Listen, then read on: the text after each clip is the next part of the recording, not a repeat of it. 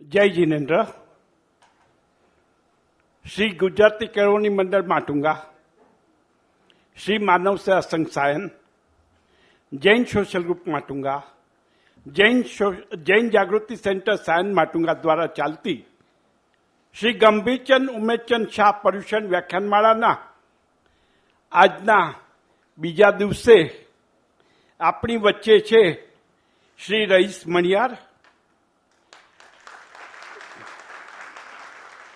તેઓ ખાસ સુરતથી અહીંયા આવેલા છે અને તેમનો આજનો વિષય છે વેદનાથી સંવેદના। વિરલભાઈ ટોલિયા જે કો કન્વીનર છે તે તેમનો ઇન્ટ્રોડક્શન આપે એ પહેલા અત્યારના આપણે જે ભક્તિ ગીતો સાંભળ્યા તેમાં જીજ્ઞાબેન ભાનુશાલી અને જસવી વોરા, કીબોર્ડ ઉપર રિતિક મકવાણા અને ઢોલક ઉપર જોયભાઈનો આપણે અહીંયાથી આભાર માનીએ છીએ। મિત્રો, ગઈકાલના આ જે દેવકીનું પ્રવચન યુટ્યુબ ઉપર અમૂલક અમીચંદ વ્યાખ્યાનમાળા, અમૂલક અમીચંદ સ્કૂલ વ્યાખ્યાનમાળા યુટ્યુબ ઉપર ખોલશો તો આજે લોડ થઈ ગયું છે અને દરેક વ્યાખ્યાન બીજે દિવસે સાંજના 4 વાગે યુટ્યુબ ઉપર લોડ થઈ જશે, એ દરેકને ધ્યાન રાખવું। અમે આપને રોજ વોટ્સઅપ દ્વારા જણાવીએ છીએ કે આજે કોણ વક્તા છે ને કોનો સબ્જેક્ટ છે। આપે આપનો નંબર રજીસ્ટર્ડ ન કરાવ્યો હોય તો બહાર બુક રાખેલી છે, આપ આપનો નંબર લખી રાખશો તો આપને આવતીકાલથી વોટ્સઅપ દ્વારા રોજનો મેસેજ મળશે। રઈસભાઈ મણિયારના ઇન્ટ્રોડક્શન માટે હું શ્રી વિરલભાઈ ટોલિયાને વિનંતી કરીશ કે વિરલભાઈ ટોલિયા।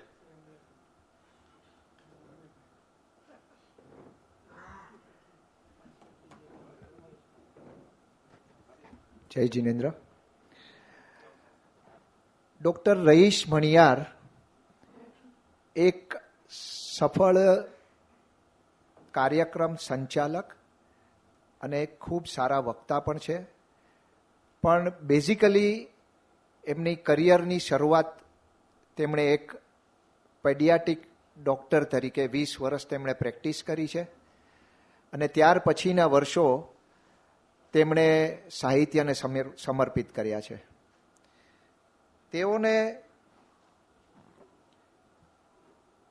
તેઓએ 25થી વધારે પુસ્તકો લખ્યા છે, 60થી વધારે ગીતો તેમણે ગુજરાતી ફિલ્મો માટે લખ્યા છે। તેમને નર્મદ સુવર્ણચંદ્રક અને કલાપી એવોર્ડથી પણ નવાજવામાં આવ્યા છે।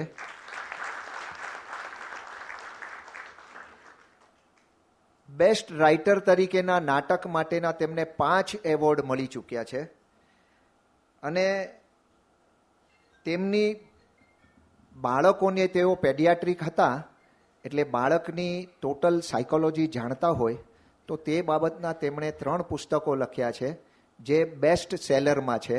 બાળકોને શા માટે ભણાવવા જોઈએ, હેલો ટીનેજર અને બાળકોની બારખડી, આ 3 પુસ્તકો બેસ્ટ સેલરમાં છે। તો આજે આપણે ડૉક્ટર રઈસ મણિયારને સાંભળીએ। રઈસભાઈ મણિયાર।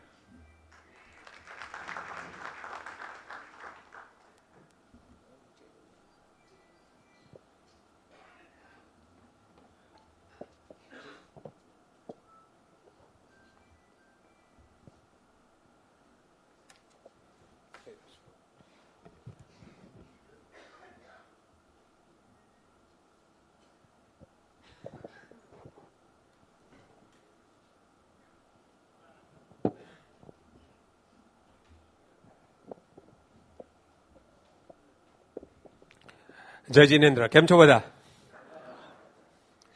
તો અરિહંતોને, સિદ્ધોને, આચાર્યોને, ઉપાધ્યાયોને, સંત મુનિઓને અને આપ સૌ ભાગ્યશાળી શ્રાવકોને નમન કરીને શરૂઆત કરું છું।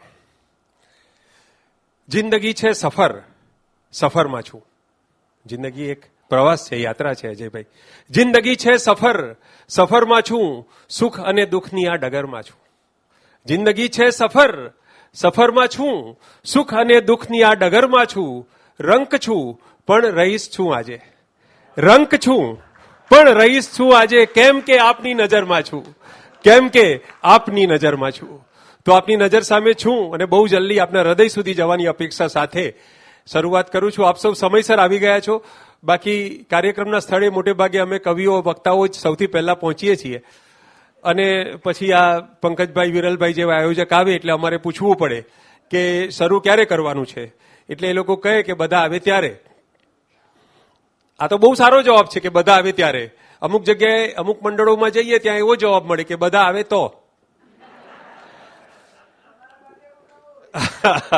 અને કવિઓ વક્તાઓ અમે કલાકારોનો બીજો સવાલ અમારો એમ હોય, હમણાં જ મેં પૂછ્યું પંકજભાઈને કે પૂરું ક્યારે કરવાનું છે, તો કે તમારે બોલવું હોય ત્યાં સુધી બોલજો, 10 સવા 10 થશે એટલે આ બધા ઉભા થવા માંડશે. તો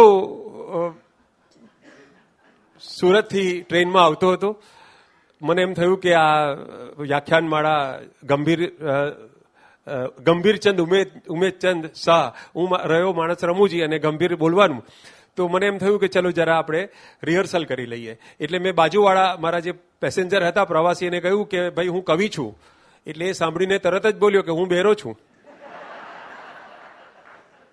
તો એવા સમયે તમે મનમાં હાસ સાથે, આંખમાં ઉલ્લાસ સાથે અને દિલમાં પ્યાસ સાથે આવી પહોંચ્યા છો. તમારા મોબાઈલને અને તમારા એનાથી વધારે મનની તમામ મૂંઝવણોને સ્વિચ ઓફ કરીને રિચાર્જ થવા માટે પ્લગ ઇન થઈને બેઠા છો. ત્યારે કહેવાનું મન થાય આ વ્યાખ્યાનમાળામાં જે મિત્રો આપ સૌ આવ્યા છો, ગુજરાતી પ્રજાનું આપ સૌ ક્રીમ છો કે ચરણ લઈ નીકળે છે સૌ, ડગર સૌને નથી મળતી.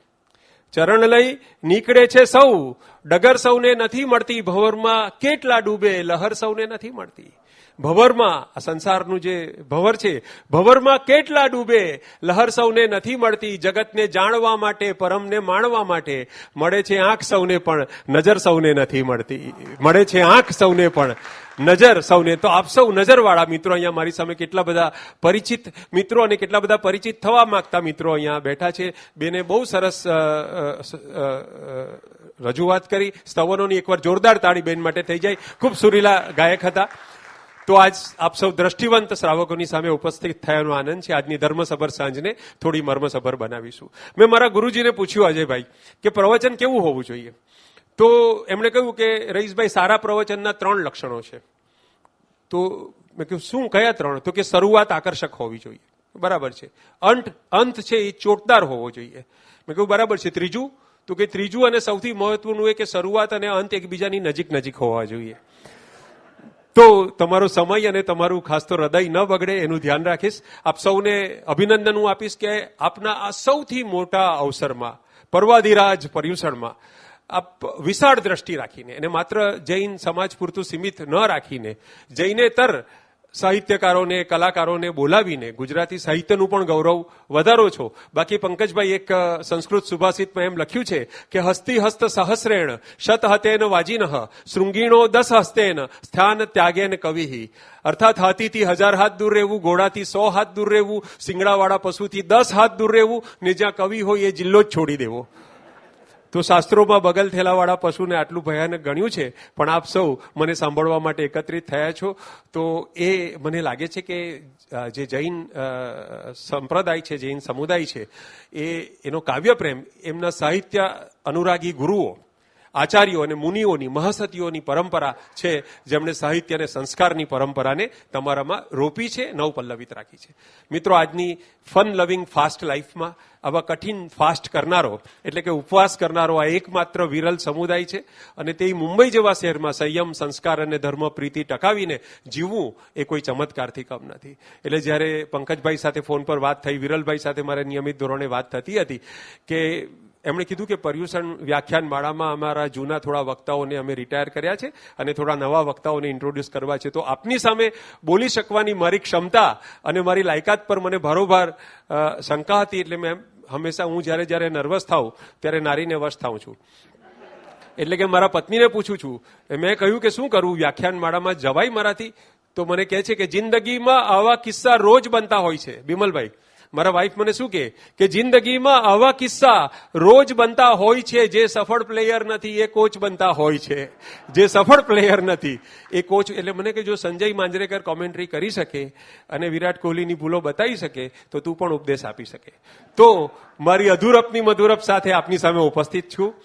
આપના સંઘે, આપની સંસ્થાએ, વ્યાખ્યાનમાળાએ મને ચણાના ઝાડ પર ચડાવ્યો છે, ત્યારે મોંમાં મગ નહીં ભરી રાખું, થોડા વટાણા વીરવાનો પ્રયાસ કરીશ. સમજવું નથી જેમણે કંઈ કશું, પણ અમે એમને આજે સમજાવી દઈશું. મગજની કમાનો હશે જેની ઢીલી, ચઢાવી અમે એને ચાવી દઈશું. કે ઘણીવાર રેતીમાં ખેતી કરી છે, ફસલ મૃગ જડોથી ઉગાવી દઈશું. અમારી ઉપર આપ વિશ્વાસ રાખો, હજારોને ઉઠા ભણાવી દઈશું. તો આપને ઉઠા ભણાવવાનો સવાલ નથી. આપ સુગના ઓડિયન્સ છો. એક ગુજરાતી કવિ તરીકે મારે સૌથી પહેલી વાત એ કરવી છે કે હું એક ગુજરાતી કવિ તરીકે જૈનિઝમનો બહુ મોટો ઋણી છું. ગુજરાતી ભાષાનો જે છોડ આજે વટવૃક્ષ બનીને પાંગર્યો છે, આટલી મોટી ભાષા અને આટલા બધા સર્જનો, આટલા બધા કવિઓ, કલાકારો, નરસિંહ મહેતાથી લઈને નર્મદથી લઈને ગોવર્ધન ત્રિપાઠીથી લઈને ઉમાશંકર જોશી, સુંદરમ, બધા જે થઈ ગયા એના મૂળમાં અનેક નામી અને અનામી જૈન મુનિઓની સદીઓની સાધના અને આરાધના છે. ગુજરાતી ભાષાની શરૂઆત આજથી લગભગ 1000 વર્ષ પહેલા થઈ, 850 વર્ષ પહેલા થઈ. અને ગુજરાતી ભાષાનું પ્રથમ પુસ્તક તરીકે જેને સન્માન મળે છે એ બાહુબલી રાસ સન 1185 આચાર્ય ભગવંત શાલિભદ્ર સુરી મહારાજ સાહેબે લખેલું. ગુજરાતી ભાષાનું પહેલું પુસ્તક જૈન મહારાજે લખેલું. અને આપ જાણો છો કે આચાર્ય હેમચંદ્રાચાર્યનું કાવ્યાનુશાસન અને સિદ્ધહેમ, જે ગ્રંથની સિદ્ધરાજ જયસિંહે હાથીની અંબાડી પર શોભાયાત્રા કરેલી, તો આ બધું ગુજરાતી ભાષાના ઉદ્ભવનો ઇતિહાસ છે. એ પહેલા ગુજરાતી માત્ર એક દેશી ગામઠી બોલી હતી અને જૈન મહારાજોએ, મુનિ સાહેબોએ આ ભાષાને લાડ લડાવ્યા. આ ભાષા શિષ્ટ ભાષા બની, એનું આખું વ્યાકરણ રચાયું. એ તમામ ભગીરથ કામ 500 વર્ષ સુધી, નરસિંહ મહેતા આવ્યા ત્યાં સુધી, ફક્ત જૈન મુનિઓના હાથે થયું છે. તો ગુજરાતી ભાષા જૈન શાસનની ઋણી છે, હતી અને રહેશે. તો એ સમયના અને આ સમયના તમામ ગુરુઓને, આચાર્ય ભગવંતોને, આપ સૌ શ્રાવકોને મારી 4 પંક્તિ અર્પણ કરું છું. આ આપ સૌ જૈન મિત્રોને અર્પણ છે કે મેં તારા નામનો ટવકો અહીં છાતીમાં રાખ્યો છે. મેં તારા નામનો ટવકો અહીં છાતીમાં રાખ્યો છે. ભૂસાવા ક્યાં દીધો કક્કો, હજી પાટીમાં રાખ્યો છે. મલક કઈ કેટલા ખૂંદ્યા, બધાની ધૂળ ચોંટી, પણ હજી એ મારો ધબકારો મેં ગુજરાતીમાં રાખ્યો છે. તો કોઈ બાહ્ય તપ કરવાનું કે અભ્યંતર તપ કરવાનું મારું ગજું નથી, પણ એક સાહિત્યકાર તરીકે મને જૈન શબ્દોમાં બહુ રસ પડે છે. જૈન ના જે પણ થોડું ઘણું વાંચન છે, મુનિ સાહેબ, મહારાજ સાહેબો સાથે જે કંઈ બેસવાનું થયું છે, જૈન દર્શનના પુસ્તકો વાંચ્યા છે, ઉપાશ્રયોમાં મારું જવાનું આવવાનું રહે છે. તો આ સદભાગ્યના કારણે તો જૈનિઝમ વિશે જ્યારે મારે પહેલી વાત કરવાની હોય તો 2 શબ્દો છે, ધ્યાનથી સાંભળજો: ઇતિહાસ અને પરંપરા. એક શબ્દ છે ઇતિહાસ અને એક શબ્દ છે પરંપરા. તમને એમ થશે કે આ ઇતિહાસ અને પરંપરા, એ બેમાં ફરક શું? તો હું અહીંયા કોઈ ધર્મની સરખામણી કરવા માટે નથી આવ્યો. બધા જ ધર્મો સારા છે. જે માણસને સારો રસ્તો બતાવે એ બધા જ ધર્મ સારા. ધર્મ હંમેશા સારો અને અધર્મ હંમેશા ખરાબ. પણ તમે બીજા ધર્મ જોજો વર્તમાન સમયના, કોઈ પણ ધર્મ, કે અમારા ખ્રિસ્ત હતા ત્યારે આમ હતું, અમારા ભગવાન રામ, ભગવાન કૃષ્ણ હતા ત્યારે આમ હતું, હવે નથી. આ પૈગંબર સાહેબ હતા ત્યારે આમ હતું, હવે નથી. તો એને ઇતિહાસ કહેવાય. ઇતિહાસ. ક્યારેક આમ હતું, આજે નથી. એમાંનું આજે કંઈ નથી. Sorry for that. તો મોટા ભાગના ધર્મો પ્રાચીન ધર્મ પુસ્તકોમાં કેદ થઈ ગયા હતા. ક્યારેક ધર્મનું ચલણ હતું, પણ આજે એ બધું ઇતિહાસ થઈ ગયું છે. જૈન ધર્મમાં એવું નથી. જૈન ધર્મ એક પરંપરા છે, ઇતિહાસ નથી. 2500 વર્ષ પહેલા જે પ્રકારના તપ થતા હતા, જે પ્રકારે આરાધના થતી હતી, જે પ્રકારે આહાર વિહાર થતો હતો, એ જ પ્રકારનો આહાર વિહાર, એ જ પ્રકારના તપ, એ જ પ્રકારની આરાધના આજે પણ થાય છે. તમારા બાળકો સદભાગી છે કે બીજા ધર્મોએ પોતાનો ધર્મ ઇતિહાસમાં વાંચવાનો છે, જ્યારે જૈનોએ પોતાનો ધર્મ સમજવા માટે નજરની સામે એની એક આખું મુનિ જીવન કે એક વૈરાગ જીવનનો એક નમૂનો, એક એની સામે જીવતું જાગતું ઉદાહરણ તપસ્વી જીવનનું જોવા મળે છે. તો સાધુ અને શ્રાવકની જે આખી યોજના છે કે શ્રાવકના માટે સાધુ છે ને સાધુના માટે શ્રાવક છે, આ જૈન ધર્મની જે પરંપરા છે એ બીજા કોઈ પણ ધર્મમાં વિશ્વમાં નથી. તો શ્રાવક એટલે શું? શ્રાવકનો સાદો અર્થ એમ કે શ્રાવક સાંભળે એને શ્રાવક કહીએ આપણે. શ્રાવક શું સાંભળે છે? અખો નામનો કવિ હતો, એને તો એમ કહ્યું છે કે કથા સાંભળી ફૂટ્યા કાન, અખા તોય ન લાદ્યું બ્રહ્મ જ્ઞાન. તો આપણી આસપાસના બહારના તમામ દુન્યવી કોલાહલ છે એ બધા કોલાહલથી નજરને અને મગજને બચાવીને જે ધર્મનો સાથ સાંભળે છે એ શ્રાવક છે. તો 8 દિવસ સુધી સતત અહીંયા જે વાતાવરણ સર્જાવાનું છે એના વિશે મારી 4 પંક્તિઓ તમને કહીશ. આના માટે જે ગંભીરચંદ ઉમેદચંદ શાહ પર્યુષણ વ્યાખ્યાન માળા જે વાતાવરણ ઊભું કરે છે 8 દિવસ માટે, એના માટે હું કહીશ કે જોઈએ વાતાવરણ નાજુકને મોકો જોઈએ.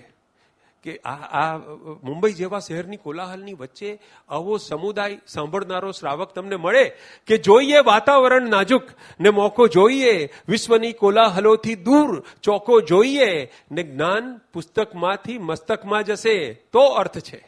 કે જ્ઞાન પુસ્તકમાંથી મસ્તકમાં જશે તો અર્થ છે. કાન સાથે ધ્યાન હો એવાય લોકો જોઈએ, કાન સાથે ધ્યાન હો એવાય લોકો જોઈએ. તો જેમ વિરલભાઈએ પરિચય આપ્યો મારો, તો હું એક કવિ પણ છું, એક ડોક્ટર પણ છું. ઘણા લોકો મારા પરિચયમાં બોલતા હોય છે કે રઈસભાઈ ડોક્ટર પણ છે, કવિ પણ છે, બેવડા વ્યક્તિત્વના સ્વામી છે. તો પણ એમાં કંઈ બહુ મોટી વાત નથી. તમે કોઈ પણ સુરતના ડોક્ટરને પૂછો, સુરત કે ભાઈ ડોક્ટર રઈસ મનિયાર કેવા, તો તરત જ કહેશે કવિ બહુ સારા. અને કોઈ પણ કવિને પૂછશો તો એ કહેશે ડોક્ટર સારા. તો બંને ફિલ્ડમાંથી એક્સક્લુઝનના કારણે એક્સક્લુઝિવ થયો છું. પણ વાત એ કરવાની છે કે હું ડોક્ટર છું એટલે મેડિકલ દ્રષ્ટિથી પણ જૈનિઝમને જોઉં છું. થોડીક વાત મારે વેદનાથી સંવેદના તરફ જવાની કરવાની છે, પણ એ પહેલા જૈનિઝમમાંથી હું જીવનમાં શું શીખ્યો છું એની થોડીક વાત મારે કરવી છે.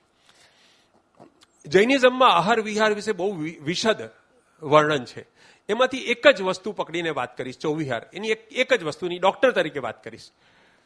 અત્યારે ડાયાબિટીસની નવી ટ્રીટમેન્ટ તમે જોશો, ગૂગલ કરશો તો એક નવી ટ્રીટમેન્ટ આવી છે, ઇન્ટરમિટન્ટ ફાસ્ટિંગ. ઇન્ટરમિટન્ટ ફાસ્ટિંગ એટલે સતત નહીં પણ વચ્ચે વચ્ચે થોડા થોડા ઉપવાસ. હવે દવા વગર એક કેનેડાના ડોક્ટર છે, મૂળ કોરિયન છે, જેસન ફંગ એનું નામ છે, તમે સર્ચ કરજો તો એણે આ ટ્રીટમેન્ટ શરૂ કરી છે. જેસન ફંગ નામના ડોક્ટર છે. તો એણે 16-8 ફાસ્ટિંગનું વર્ણન કર્યું છે. 16-8 એટલે શું? 16 કલાક ભૂખા રહેવાનું અને 8 કલાક જમવાનું. હવે એમણે આ વર્ણન અત્યારે કર્યું. એમણે બીજું 12-12 નું પણ વર્ણન કર્યું છે. જૈનિઝમમાં 2500 વર્ષ પહેલા આ વર્ણન આવી ગયું છે. ધ્યાનથી સાંભળજો અને તમને સમજાય તો બીજાને પણ સમજાવજો. ધર્મ તરીકે નહીં, વિજ્ઞાન તરીકે સમજાવજો. આપણે સાંજે જે જમીએ, આપણું જે વાળું કહેવાય, ઇંગ્લિશમાં જેને ડિનર કહેવાય, તો અનાજ ભાત ખાઈએ, રોટલી ખાઈએ, કંઈ પણ ગ્લુકોઝ આપણા પેટમાં જાય છે. Ultimately it converts into glucose. હવે જે પણ ગ્લુકોઝ આપણા શરીરમાં થાય, 120 સુગર હોય એનું 180 સુધી કરે, બરાબર? અને પછી ધીરે ધીરે ધીરે ડાયાબિટીસ હોય તો 200 થાય, 250 થાય. નોર્મલ માણસને 180 સુધી જાય અને પછી ધીરે ધીરે એનો પાવર ઘટી જાય. 6 કલાકમાં એ પાછું 120 ની નીચે આવવા લાગે. જેવું 120 ની નીચે સુગર જાય એટલે શરીર ચરબી બાળવાનું શરૂ કરે. આપણે જેમ કારમાં 2 હોય ને, પેટ્રોલથી પણ ચાલે છે અને આ ઇલેક્ટ્રિકથી પણ ચાલે છે, અથવા ડ્યુઅલ મોડ હોય, ગેસથી પણ ચાલે છે, પેટ્રોલથી પણ ચાલે છે. એમ આપણું શરીર ગ્લુકોઝથી પણ ચાલે અને ચરબીથી પણ ચાલે. ગ્લુકોઝ પૂરું થઈ જાય પછી જ ચરબીથી ચાલુ થાય. એક શરત છે શરીરની. તો તમે જમી લો, એના 6 કલાક પછી શરીર ગ્લુકોઝ ઓછું થવા માંડે એટલે ચરબી બાળવાનું શરૂ કરે. હવે સાંજે 6:30 પહેલા ખાઈ લીધું હોય, તમે 7 વાગ્યા પહેલા ખાઈ લીધું હોય, તો રાત્રે 12-1 વાગે શરીરનું ગ્લુકોઝ નોર્મલ કરતા થોડું નીચું આવવા માંડે એટલે શરીર ચરબી બાળવાની શરૂઆત કરે. સવારે 6, 7, 8 જ્યાં સુધી તમે બ્રેકફાસ્ટ ના કરો ત્યાં સુધી ચરબી બાળે અને દરેક કોષને ઈંધણ પૂરું પાડે. આ વ્યવસ્થા એવી છે કે રોજ જમા થયેલી ચરબી એટલે કે કોલેસ્ટ્રોલ રોજ રાત્રે 12-1 વાગ્યા પછી બળી જાય અને સાંજે જે 12 કલાકથી વધુ ભૂખ્યા રહે સવાર સુધી, એનું કોલેસ્ટેરોલ કે ટ્રાઇગ્લિસરાઇડ કદી વધતું નથી એટલે હાર્ટ એટેક થાય નહીં, અને ગ્લુકોઝ કદી વધતું નથી એટલે એને ડાયાબિટીસ નહીં થાય. હવે વિચાર કરો, પનોતી ક્યારથી બેઠી? જ્યારથી લાઇટો આવી, જ્યારથી મોડી રાતના જમણ શરૂ થયા, જ્યારથી ફ્રીઝ ખોલીને રાત્રે ખાવાનું શરૂ થયું, જ્યારથી રાત 6 કલાકની થઈ ગઈ, 12-1 વાગે જમવાનું અને ફાસ્ટ થાય જ નહીં, છતાં પણ સવારે કરી એને શું કહેવાય? બ્રેકફાસ્ટ. અરે ભાઈ, ફાસ્ટ જ નથી કર્યો, બ્રેકફાસ્ટ શેનો કરો છો? તો રાતે ચરબી બળવાનું બંધ થયું, ગ્લુકોઝ વધી પડ્યું. આ રીતે આ સદીમાં ડાયાબિટીસ, ગઈ સદીમાં જેટલો ડાયાબિટીસ હતો એના કરતાં 3 થી 4 ગણો ડાયાબિટીસ આ સદીમાં આવી ગયો. તો આહાર વિહારની વાત કરી, જૈનિઝમની મેં વિજ્ઞાનની દ્રષ્ટિએ સમર્થન આપ્યું. તો મને એક હળવી વાત યાદ આવે છે, આપ સૌને આમ ગંભીર નથી કરવાના એટલા માટે. અમારા સુરતમાં એક એમ્બ્યુલન્સનો ડ્રાઈવર છે, આ જમવા વિશેની વાત છે એટલે કહું છું. બાબુ બાટલી એનું નામ છે. એમ્બ્યુલન્સનો ડ્રાઈવર છે. હું તો ડોક્ટર છું એટલે મારા પરિચયમાં મારો ચાહક બાબુ એનું જન્મસિદ્ધ નામ અને બાટલી એનું કર્મસિદ્ધ નામ. એટલે તમને હસવું આવ્યું, પણ એ પ્રમોશન પછી મળેલું નામ છે. પહેલા બાબુ પોટલી હતો. તો આ બાબુ બાટલી મને કે રહીશભાઈ આ બધી રિક્ષા ને ટ્રકની પાછળ શાયરીઓ હોય ને? મેં કહ્યું હોય, પણ એ હું નથી લખતો. ના એમ એ ખરું, પણ એ એમ્બ્યુલન્સની પાછળ શાયરી કેમ ના હોય? મેં કહ્યું હોય, તું શરૂઆત કર. તો બસ એ જ કરવું છે, તમે લખી આપો. મને કહે છે કે રહીશભાઈ તમે શાયરી લખી આપો મારી એમ્બ્યુલન્સની પાછળ. એટલે મેં એમ્બ્યુલન્સની પાછળ શાયરી લખી. સાંભળજો હવે. કે ઘારી સુરતની ફાંકડી ને ભૂસા ભજીયાના ઠાઠ. કે ઘારી જૈનિઝમમાં ઉણોદરીનો મહિમા છે.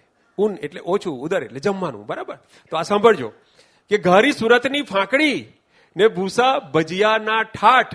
જો કોઈ પચાવી ના શકે એને ઉપાડે 108. જો કોઈ પચાવી ના શકે એને ઉપાડે 108. તો મેં કહ્યું એમ જૈનિઝમના શબ્દો તમને ભારેખમ લાગતા હશે. ઘણા લોકો આપણે તો ઉચ્ચાર પણ ઉપાશ્રયનું અપાસરા કરી નાખ્યું અને કઈ ને કઈ આપણને મૂળ શબ્દ સાથે નિસ્બત જ નથી રહી. આપણને ન તો ગુજરાતી સરખું આવડે છે, ન તો અંગ્રેજી સરખું આવડે છે. હવે આજકાલની જનરેશન છે એ વિચારતી નથી, એ સોચે છે. હા, એ વિચાર નથી કરતી, એને સોચે છે. જય શ્રી કૃષ્ણ વાળા એ તો ક્યારનું JSK કરી નાખ્યું. જય જિનેન્દ્રનું હજુ જે થયું નથી. થઈ ગયું છે? થઈ ગયું. ઓકે, જય. તો આપણે શબ્દના મૂળમાં શા માટે જવું જોઈએ? શબ્દના મૂળમાં મને પોતાને સાહિત્યકાર તરીકે બહુ રસ પડે. અને શબ્દના મૂળમાં જાઓ ને તમને ભાવ સમજાય કે આ ખરેખર આનો અર્થ શું છે. આપણા 8 દિવસો પ્રતિક્રમણના. તો ધર્મનું સ્થૂળ રીતે ઉપરથી પાલન કરવું ને એ બહુ સહેલું છે. બરાબર? તમે સામાયિક ને બધું કરતા હશો, એના વિશે સમજાવવાનું મારું ગજું નથી, મારું કામ નથી. પણ ધર્મનું સૂક્ષ્મ રીતે પાલન કરવા માટે સમજણ જોઈએ. સ્થૂળ રીતે પાલન કોઈની પણ પાસે તમે શીખી શકો, પણ સૂક્ષ્મ રીતે ધર્મને પાળવો હોય તો એ અન્ડરસ્ટેન્ડિંગ જોઈએ. હવે જો આ પ્રતિક્રમણ શબ્દ શું છે? ક્રમણ એટલે આગળ વધવું. તમે આક્રમણ શબ્દ સાંભળ્યો, બરાબર ને? આક્રમણ કર્યું. અતિક્રમણ શબ્દ તમે સાંભળ્યો હશે. અતિક્રમણ સાંભળ્યું છે? આપણે એમ કહીએ ને કે ચીને ભારતની સીમામાં અતિક્રમણ કર્યું એટલે શું થયું? ઘૂસ્યા. બરાબર? કોરોનામાં તમે એક નવો શબ્દ સાંભળ્યો છે, સંક્રમણ. સાંભળ્યો છે? સંક્રમણ. ઇંગ્લિશમાં આપણે જેને ઇન્ફેક્શન કે ચેપ કહીએ એને ગુજરાતીમાં કહેવાય સંક્રમણ. તો આ સંસાર રોજ આપણા ચિત્ત પર આક્રમણ કરે છે, અતિક્રમણ કરે છે, સંક્રમણ કરે છે. એટલે સંસારમાં રહે તે ભાગ્યે જ આ સંક્રમણથી, અતિક્રમણથી કે આક્રમણથી બચી શકે. કેમ કે સંસારનું સ્વરૂપ જ એવું છે. તમે ધંધો કરો, તમે સંબંધો રાખો, તમે વાતચીત કરો, એ બધામાંથી મોહ માયા જન્મે, લાલચ જન્મે, ડર જન્મે, દ્વેષ જન્મે, થવાનું જ છે. એટલે સંસારની દિશામાં આપણું ક્રમણ થવાનું જ છે. રાગ અને દ્વેષ તરફ આપણી ગતિ થવાની જ છે. આપણે એ દિશામાં આગળ વધીએ એટલે કર્મ બંધાય. હવે સાયકોલોજીના જાણકાર તરીકે હું એમ કહીશ કે કર્મ બંધાવા એટલે શું? મનના ભાવ બગડવા. તમારા મનનો જે ભાવ છે એ ભાવ બગડે એટલે એનો અર્થ એમ થયો કે આ કર્મ બંધાવા લાગ્યું. આ બગડેલો ભાવ બાંધે, ઘૂંટીએ એને મનમાં. તમે એક મનમાં બગડેલો ભાવ છે એને ખંખેરી નાખવાના બદલે એને ઘૂંટ્યા કરો તો મનમાં ગઠરી બને, ગાંઠ બને, મનમાં પોટલું બંધાય, મનમાં ભાર રહે. તો જીવન છે જ એવું કે રાગ દ્વેષ થાય જ. શ્રાવકે એમાંથી થોડા સમયે સમસ્થિતિમાં, ન્યુટ્રલ સ્થિતિમાં પાછા ફરવાનું છે. ક્રમણ કર્યું છે, કર્મ બાંધ્યા છે, રાગ દ્વેષ થયા છે, તો પાછા ફરો. પાછા ફરવું એનું નામ છે પ્રતિક્રમણ. જેટલા સંસારમાં આગળ વધ્યા, જેટલા પગથિયા આગળ લીધા, એટલા પગથિયા પાછા આવો. શૂન્ય તરફ, સમતા તરફ, શાતા તરફ આવો એટલે એને કહેવાય પ્રતિક્રમણ. 100 રૂપિયાનું દેવું આજે થયું, વાંધો નહીં, ચૂકવી દો આવતીકાલે. શૂન્ય પર આવી જાઓ. ફરી પાછું 100નું દેવું થવાનું છે, ફરી પાછા શૂન્ય પર આવી જાઓ. જો તમે દેવું ચૂકવશો જ નહીં તો એ પેલા 100 રૂપિયા 100 દિવસમાં 10,000 ના થઈ જશે અને પછી માનસિક દેવાળું ફૂંકાઈ જશે. ત્યાંથી તમે પાછા નહીં આવી શકો. તો આ પ્રતિક્રમણનો અર્થ આ છે. પ્રતિક્રમણનો જે સાચો અર્થ છે એ કોઈ વિધિ નથી. પ્રતિક્રમણ એ કોઈ વિધિ નથી. પ્રતિક્રમણ એક માનસિક પ્રક્રિયા છે. ડોક્ટરની દ્રષ્ટિએ જુઓ તો એક જાતની થેરાપી છે. એક ઇંગ્લિશ શબ્દ વાપરીએ તો એમ કહે કે ડિટોક્સિફિકેશન છે. કર્મ બંધાયું, લેટ ગો. અશાતા થઈ, let it loose. Forgive, forget, ફરીથી સમતા અને ફરીથી શાતા ધારણ કરો. આ સંસારે કરેલા આક્રમણનું, સંસારમાં રહીને થયેલા સંક્રમણનું એન્ટીડોટ, એટલે પ્રતિક્રમણ. અને જાગૃત માણસ તો 8 દિવસની રાહ પણ નથી જોતો. વર્ષમાં ખાલી 8 જ દિવસ હોય એવું નથી. મિચ્છામી દુક્કડમ તો આપણે ખરેખર તો ક્ષણે ક્ષણે અને દિવસે દિવસે કહેવાનું હોય છે. હું એમ કહીશ કે આ જે સંસાર છે ને એ સમુદ્રના એક બીચ જેવો છે. તમે જુહુના બીચ પર જાઓ, ચોપાટીના બીચ પર જાઓ, બીચ પર બેસો એટલે કપડા પર રેતી લાગે. આમ મજા આવે નીચે બેસવાની, ત્યાં કઈ ખુરશી પર ના બેસાય, ત્યાં રેતીમાં જ બેસવાનું હોય, સ્વાભાવિક છે. પણ એ રેતી આપણે લઈને કે ભાઈ હું જુહુ પર ગયેલો કે હું ચોપાટી પર ગયેલો એની યાદગીરી રૂપે ઘરે નથી લઈને આવતા. બરાબર, બીચ પરથી આપણે જયારે કારમાં બેસીએ છીએ ત્યારે રેતીનું શું કરીએ છીએ? ખંખેરી નાખીએ છીએ. બરાબર, તો કપડા પર લાગેલી રેતીને આપણે કારમાં બેસતા પહેલા ખંખેરી નાખીએ છીએ. આ ખંખેરવું બહુ મહત્વનું છે. હવે જીવનના તટ પર તમે બેસો, જીવન પણ એક સમુદ્ર છે, એના પર બેસો એટલે રેતી લાગશે. રેતી કઈ? બેચેનીની રેતી, શિકાયતની રેતી, કડવાહટની રેતી, અપરાધ બોધની રેતી, મારાથી આમ થઈ ગયું, મેં આમ ભૂલ કરી નાખી, બરાબર, ગિલ્ટની રેતી, ફરિયાદ ભાવની, કડવાશની રેતી, રાગની રેતી, ઈર્ષ્યાની, દ્વેષની. આપણી જાણ બહાર આપણું મન રેતી એકઠી કર્યા જ કરે છે. અને આ બધી રેતી વારે ઘડીએ ઝટકીને ખંખેરીને કાઢી નાખવી બહુ જરૂરી છે, નહીતર આખું આપણું મન રણ બની જાય. તો જ્યારે પણ ધૂળ લાગે, રેતી લાગે, ઉઠો, ઝટકી નાખો, ખંખેરી નાખો. મનમાંથી વખતો વખત સંસારને ખંખેરી નાખો, એ જ પ્રતિક્રમણ છે. વખતો વખત સંસાર તરફથી ધર્મ તરફ જવું એ જ સંસારી માણસ માટે પ્રતિક્રમણ છે. સ્થૂળ રીતે આપણે જોઈએ ને તો બહેનો ભાઈઓ કરતા વધારે ધાર્મિક હોય છે. હંમેશા મેં જોયું છે દરેક સંપ્રદાયમાં, જૈનોમાં નહીં, બધે જ બહેનો વધારે ધાર્મિક હોય. દીક્ષા પણ બહેનો પ્રમાણમાં વધારે લે. તો બહેનોને સ્વચ્છતા બહુ ગમે. બહેનો રોજ ધૂળ ઝાટકીને ઘરને સવારે, અમુક ઘરને પણ ઝાટકે અને અમુક વરને પણ ઝાટકે. મને હમણાં કોવિડમાં જ ખબર પડી કે મારી વાઈફ મને પોતાનો માણસ ગણે છે. લગ્નને 35 વર્ષ થયા, પણ હમણાં 2021માં ખબર પડી કે મને પોતાનો માણસ ગણે છે. કામવાળી આવતી નહોતી તો કચરા પોતા કોણ કરે? તો પોતા હું કરતો, કચરા એ કરે, તો એ પોતાનો માણસ.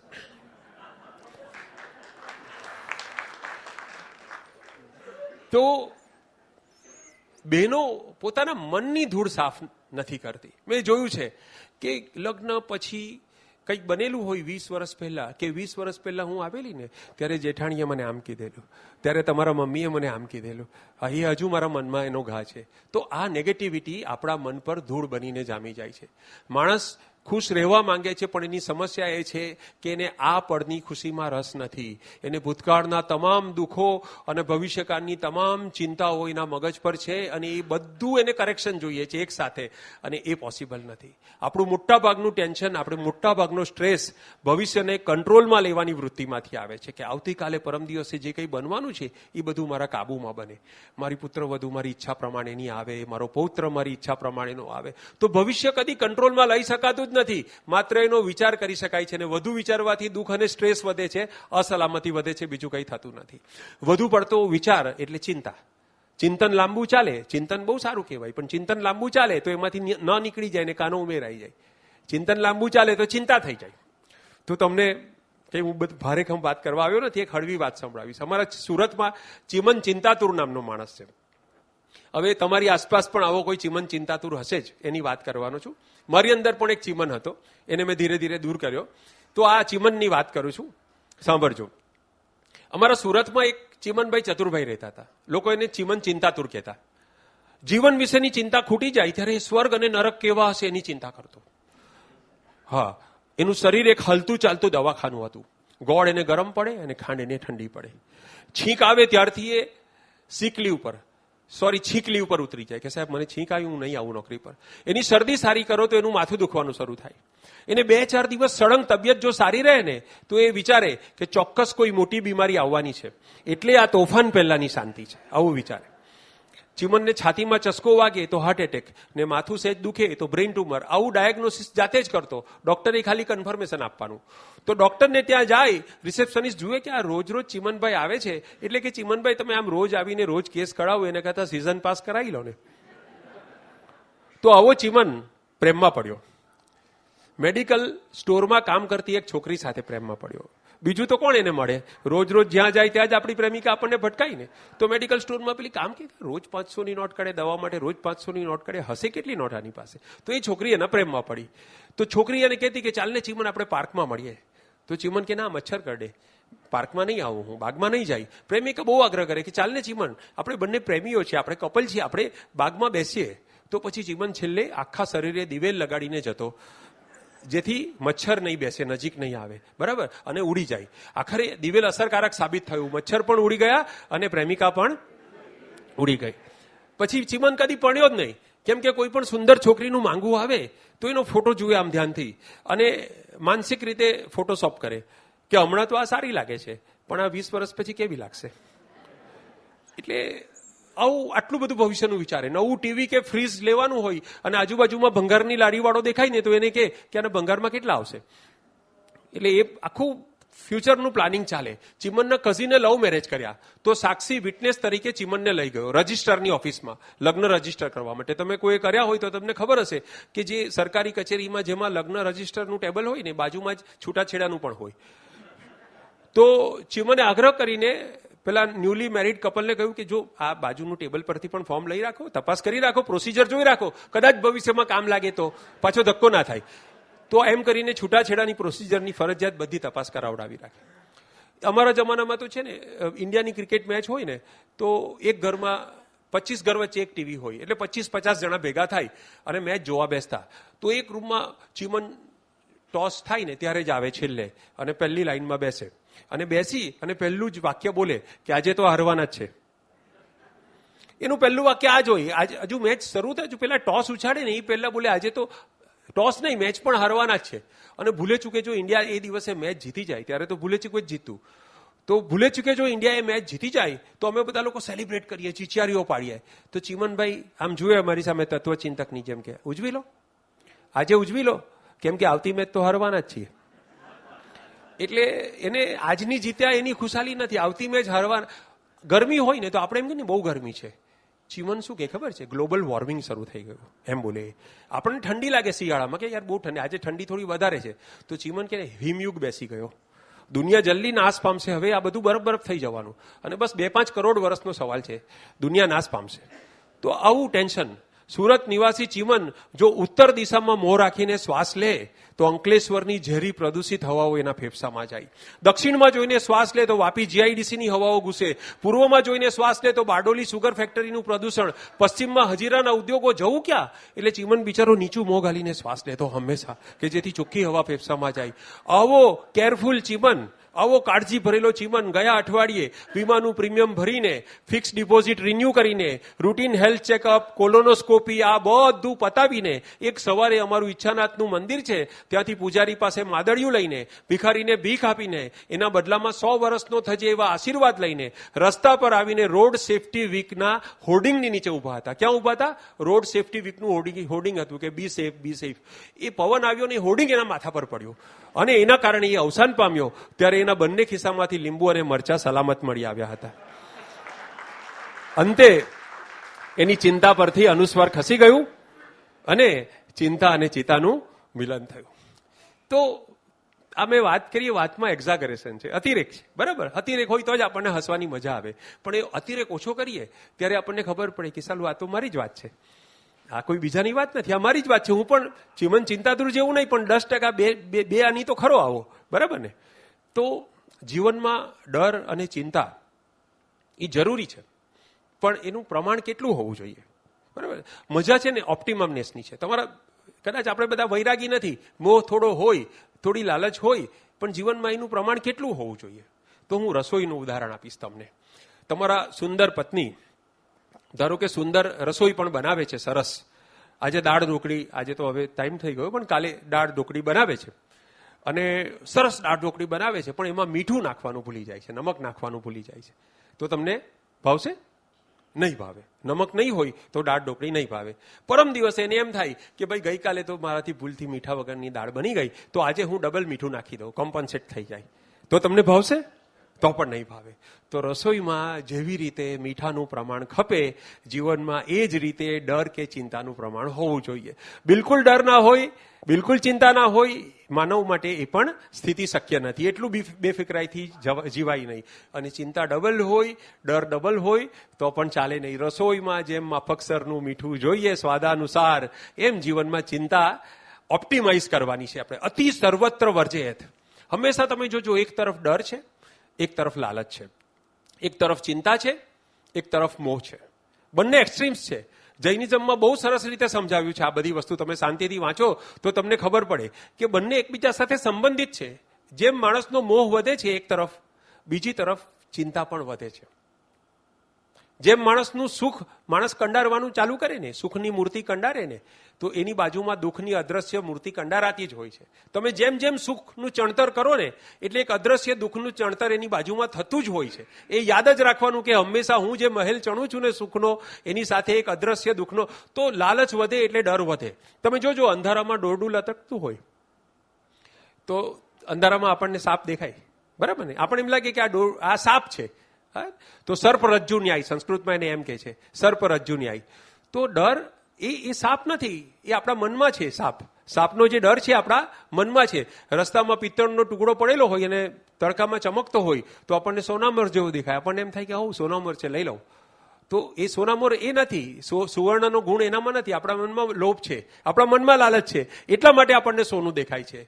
તો આપણી સમજણ ભ્રષ્ટ થવાના બે મુખ્ય કારણો છે, ડર અને લાલચ.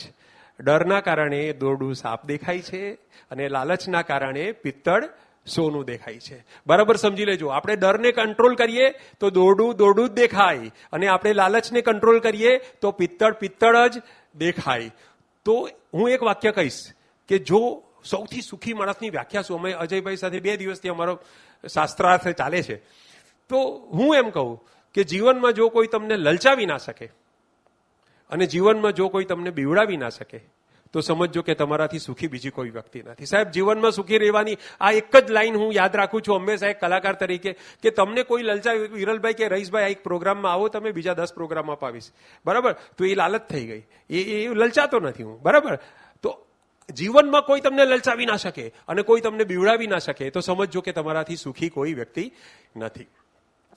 મને એમ હતું કે બધા પેલા જે સામાયિક કરવા આવતા હોય, મને ખ્યાલ નહોતો કે આ સ્કૂલની અંદર અમીચંદ અમૂલક અમીચંદમાં આ કાર્યક્રમ છે. મને એમ કે કોઈ દેરાસરમાં હશે, કોઈ સ્થાનકમાં હશે અને બધા વૃદ્ધો આવ્યા હશે, સામાયિક કરવા આવ્યા અને બેસી ગયા છે. પણ આ તો મારી સામે યુવાન ઓડિયન્સ દેખાય છે. ઓજસ્વી અને તેજસ્વી માણસો ઓછા છે. ઓજસ્વી એટલે સફેદ વાળવાળા અને તેજસ્વી એટલે ટાલવાળા.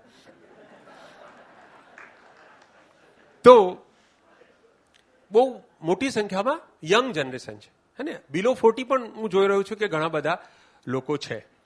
તો મને જ્યારે કોઈ બોલવા માટે, આજે તો બહુ સરસ એમણે 60 મિનિટનો ટાઈમ આપ્યો છે, પણ ક્યારેક મને 5 જ મિનિટનો ટાઈમ મળે કે રઈશભાઈ 5 મિનિટ બોલવાનું છે અને મારે એક જ વિષયની વાત કરવાની હોય, એક જ ટોપિકની, તો હું ગોલની વાત કરતો નથી, હું સક્સેસની વાત કરતો નથી. હું એક જ વાત કરું, સેલ્ફ એસ્ટીમ. સેલ્ફ એસ્ટીમ એટલે સ્વાભિમાન. સેલ્ફ કોન્ફિડન્સથી વધીને દુનિયામાં બીજી કોઈ વસ્તુ જ નથી. અને આ ડર છે, આ લાલચ છે, આ બધી જ વસ્તુ સેલ્ફ કોન્ફિડન્સના અભાવમાં જન્મે છે. If you are happy with your inner Bing તો તમને ડર અને લાલચ આ બંને વસ્તુથી તમે બચીને રહેશો. તો શા માટે આપણને સેલ્ફ એસ્ટીમ હોવું જોઈએ? આપણને એમ થાય કે આપણે તો તુચ્છ જીવ છીએ, પામર જીવ છીએ, આપણને શા માટે સ્વાભિમાન હોવું જોઈએ? તો એટલું યાદ રાખજો કે જગતમાં, દુનિયામાં કોઈ પણ 2 માણસ સરખા નથી. કોઈ પણ એક મોડેલની કાર કે કોઈ પણ એક મોડેલના ફોન સરખા હોય, પણ ભગવાને માણસોમાં કોઈને કોઈની કોપી કરીને મોકલ્યા નથી. છેલ્લા 10,000 વર્ષમાં રઈસ મનિયાર જેવો કોઈ સેમ્પલ પાક્યો નથી અને આવનારા 10,000 વર્ષમાં આવો કોઈ સેમ્પલ નમૂનો પાકવાનો નથી. આ તમારા બધા માટે પણ સાચું છે. તો હું કોઈનાથી ચડિયાતો છું કે નહીં એ વાત નથી કરતો. હું અલગ છું એ મને ખબર છે કે હું કાજલ વૈદ્ય ઓઝા નથી, હું જય વસાવડા નથી, હું એમનાથી સારો છું કે ખરાબ એ તમે નક્કી કરો, બરાબર? ખરાબ હોવાનો બી મને વાંધો નથી, પણ હું કોઈની કોપી નથી, હું કોઈની નકલ નથી. તો ભગવાને આપણને કોઈની કોપી બનાવીને નથી મોકલ્યા. આપણા બધાની ફિંગરપ્રિન્ટ અલગ છે, આપણા બધાની આંખની કેકીમાંથી જે બાયોમેટ્રિક્સ જોવાય છે એ બાયોમેટ્રિક્સ અલગ છે. તો આપણે શું કામ બીજા કોઈ સાથે સરખામણી કરીએ? આપણે બધા યુનિક છીએ, બરાબર છે? આપણે કોઈથી ઊંચા હોઈએ કે નીચા હોઈએ, કોઈથી કાળા હોઈએ કે ઝાંખા હોઈએ, કોઈથી પૈસાદાર હોઈએ કે ગરીબ હોઈએ, કોઈથી આગળ હોઈએ કે પાછળ હોઈએ, એ મહત્વનું નથી. આપણે કોઈની ઝેરોક્સ કોપી નથી. આપણો જન્મ કોઈની સાથે સરખામણી કરવા માટે થયો નથી. આ વસ્તુ આપણે મનમાં લઈ લેવાની. જો આપણી કોઈની સાથે હરીફાઈ નથી. હવે શું હોય કે આપણા મમ્મી પપ્પા, આપણા શિક્ષકો, સમાજ આપણી સરખામણી કરે, આપણા ભાઈ બહેન સાથે, મિત્રો સાથે આપણી સરખામણી કરે. ન કરવી જોઈએ. બીજા કોઈ આપણી સરખામણી કરે તો એ પ્રોબ્લેમ છે, એ એમની ભૂલ છે, પણ એ નાનકડી ભૂલ છે. પણ આપણે આપણી સરખામણી બીજા સાથે કરીને લઘુતા અનુભવીએ તો એ બહુ મોટો પ્રોબ્લેમ છે, બહુ મોટી ભૂલ છે, અને એનું કોઈ સોલ્યુશન દુનિયામાં નથી. If you compare yourself with somebody else અને ઇફ યુ ફીલ લો, દુનિયામાં કોઈ તમને તારી નહીં શકે સાહેબ. એટલે હું કહીશ કે એક જ વસ્તુ વિચાર કરવી. આજે સવારે મોર્નિંગ વોકમાં જ મેં કહ્યું કે આપણી હરીફાઈ ફક્ત આપણી સાથે છે. મારું પોટેન્શિયલ કેટલું, મારી ક્ષમતા કેટલી, ભગવાને મને કેટલી કેપેસિટી આપી છે, એ અનુસાર મેં કર્યું કે કેમ. છગન કે મગન સાથે મારી સરખામણી નથી. મારી સરખામણી what I could have done, અને મેં એટલું કર્યું છે કે નથી કર્યું. નથી કર્યું તો પ્રેઝન્ટ સિચ્યુએશનનો ક્ષમતાપૂર્વક સ્વીકાર કરવાનો છે અને કોશિશ કરવાની છે કે ભગવાને આપેલી મર્યાદા સુધી હું વિકાસ કરી શકું. આનાથી વધારે મને એમ લાગે છે કે જો આપણે આટલું સમજીએ તો મારી કવિતાની 2 પંક્તિ મારે કહેવી છે કે શબ્દની ચકમક મળી હતી. સાહેબ સાંભળજો કે શબ્દની, નવીનભાઈ, શબ્દની ચકમક મળી હતી, ગીત હું જાતે શીખ્યો. અમુક વસ્તુ ભગવાન આપે, અમુક આપણે જાતે શીખીએ. કઈ મળી એવી અધૂરપ, પ્રીત હું જાતે શીખ્યો. અને આ સાંભળજો, આ શેર ખાસ કરીને. કેમ જીવન જીવવું ના દાખલા પુષ્કળ હતા. દાખલા એટલે એક્ઝામ્પલ્સ, અને આપણી ગુજરાતી ભાષામાં દાખલાનો એક બીજો અર્થ થાય સમ્સ, ગણતરી કરવા માટે. હવે ધ્યાનથી સાંભળજો કે કેમ જીવન જીવવું, કે ભાઈ આ સ્ટીવ જોબ આમ જીવી ગયો, બિલ ગેટ્સ આમ જીવી ગયો, ગાંધીજી આમ કર્યું, આઈન્સ્ટાઈને આમ કર્યું, વિવેકાનંદ, બહુ બધા દાખલા છે. કેમ જીવન જીવવું ના દાખલા પુષ્કળ હતા, પણ રકમ પામ્યો અલગ તો રીત હું જાતે શીખ્યો. પણ રકમ પામ્યો અલગ તો રીત હું જાતે. સાહેબ આપણા બધાની રકમ અલગ છે, આપણા બધાનો દાખલો અલગ છે. બાજુના વાડાની નોટમાંથી કોપી કરાય એવો આપણો દાખલો છે જ નહીં. ધર્મ શું છે, જૈનિઝમ શું છે, આપણે જેમ કક્કો શીખીએ છીએ એવી રીતે આપણે જાતે ઇન્ટરપ્રિટ કરવાનું છે. પુસ્તકોમાં બધું લખેલું છે, મહારાજ સાહેબ બધું બોલે છે, પણ તમારે તમારી બુદ્ધિ પ્રમાણે, તમારી પ્રકૃતિ પ્રમાણે, તમારી સમજણ અને તમારી સ્થિતિ પ્રમાણે જૈનિઝમનો અર્થ કાઢવાનો છે. અને આ શેર સાંભળજો કે જન્મ વેળા તે રુદનદય મોકલ્યો તો હે પ્રભુ. ભગવાનને કહીએ છીએ માણસ, બાળક આવે એ રડતું આવે. પીડિયાટ્રિશિયન હોવું જરૂરી નથી આ જાણવા માટે, તમને બધાને ખબર છે.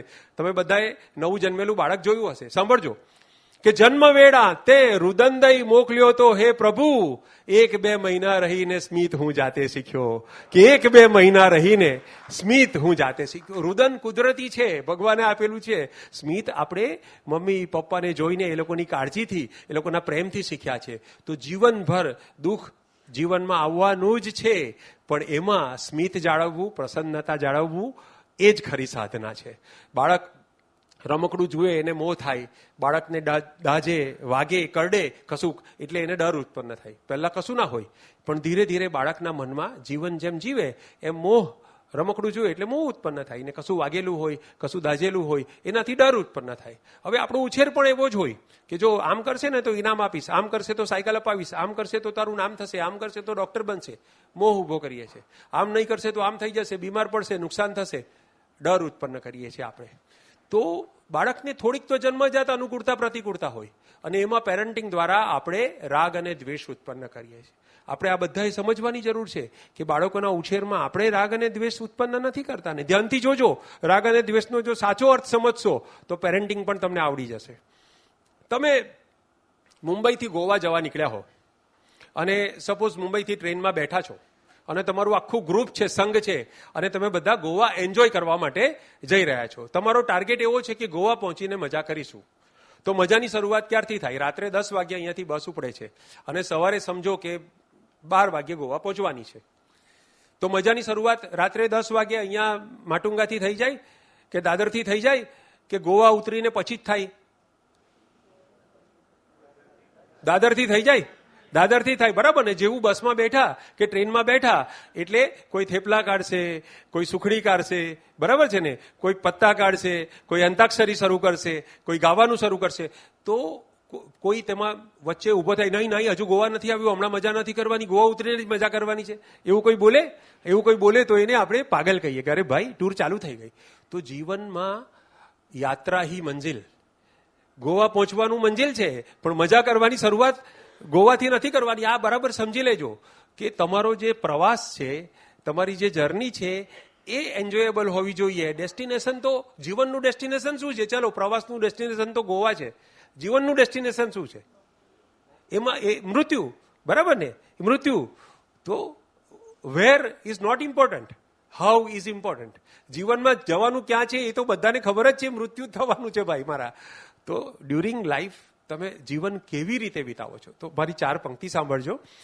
કે કોણે કહ્યું જીવનમાં લક્ષ્ય નહીં હોવું જોઈએ, ગોલ નહીં હોવું જોઈએ, એવું નથી કહેતો, પણ હું આ શેર હંમેશા કહું છું કે કોણે કહ્યું કે લક્ષ્ય ઉપર હોવું જોઈએ? મારું લક્ષ્ય ત્યાં હોય અને હું ત્યાં જોઉં.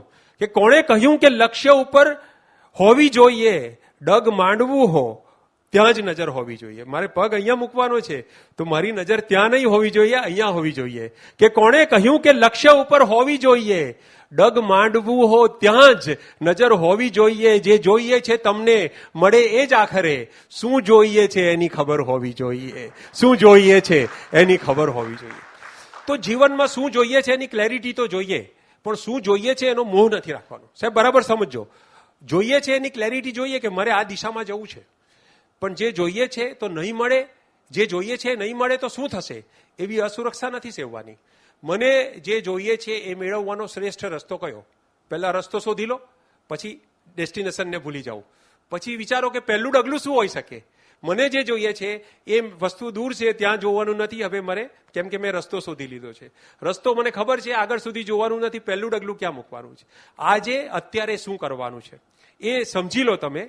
અત્યારે હું જે કામ કરી રહ્યો છું એ મારા જીવનના લક્ષ્યમાં એની સાથે કોંગ્રુઅન્ટ છે કે ઇનકોંગ્રુઅન્ટ છે, એટલે કે એની સાથે એ અનુકૂળ છે કે પ્રતિકૂળ છે. એટલું જ આપણે જો સમજી લઈએ તો બીજું લાંબુ વિચારવાની જરૂર નથી. તો ભવિષ્યની ચિંતા છોડીને માત્ર પ્રયાસની ક્વોલિટી સુધારીએ, અંગ્રેજીમાં કહીએ તો પ્રોસેસ પર ધ્યાન આપીએ, એ જ સાચું જીવન છે. આમ કરવાને બદલે આપણો આત્મવિશ્વાસ ઘટી જાય કે મારાથી આ થશે કે કેમ, તો ભાવ બગડે. બીજા સાથે દેખાદેખી કરીએ કે ભાઈ આના કટોરામાં આટલું છે, મારા કટોરામાં આટલું જ કેમ છે, તો ભાવ બગડે અને કર્મ બંધાય. કોઈ માણસ એમ કે આ 10 વર્ષ મહેનત કરી લેવી છે, પછી બસ લાઈફ એન્જોય કરીશું, તો એ વાત મને ધડ માથા વગરની લાગે છે. જે આજે ખુશ નથી એ ભવિષ્યમાં પણ નહીં રહી શકે. ખુશીની શરૂઆત જો થવાની હશે તો એ આજથી જ થશે, એ આવતીકાલથી નહીં થાય. If you decide I want to remain happy, મારે પ્રસન્ન રહેવું છે, તો એ આવતીકાલ પર નહીં ઠેલો, એ આજથી જ શરૂઆત કરો. બરાબર છે? ઘણા લોકો શું કરે, આજે એમ કે બલિદાન આપી દીધું, અથવા મા બાપ ઘણી વાર કે અમે તો તમારી પાછળ શહીદ થઈ ગયા, અમે તો તમારી પાછળ, પણ તમે આગળ વધો. તો આ નોનસેન્સ છે. બરાબર ને? બાળકને પણ એમ નહીં કહો કે અમે બહુ ભોગ્યું, તમે એન્જોય કરી શકો એના માટે. દુઃખી કથાઓ આમ રમૂજ તરીકે સારી લાગે. આપણા મમ્મી પપ્પા મજાકમાં બોલતા હોય કે ભાઈ અમે તો સાયકલ પર જતા હતા અને અમારી પાસે તો બેચ પેન્ટ હતી. બરાબર? પણ આપણે આપણા બાળકોને એમ કહીએ જરા ગંભીરતાથી બોધપાઠ આપવા માટે કે અમે તો સાયકલ પર જતા, બેચ પેન્ટ હતી અમારી પાસે, તો ચોમાસામાં એક સુકાતી હોય, એક ધોવામાં હોય, ત્યારે ટુવાલ પહેરીને ફરતા. તો બાળક એમ કહેશે કે ભોગ તમારા પપ્પા ગરીબ હતા, મારા પપ્પા ગરીબ નથી.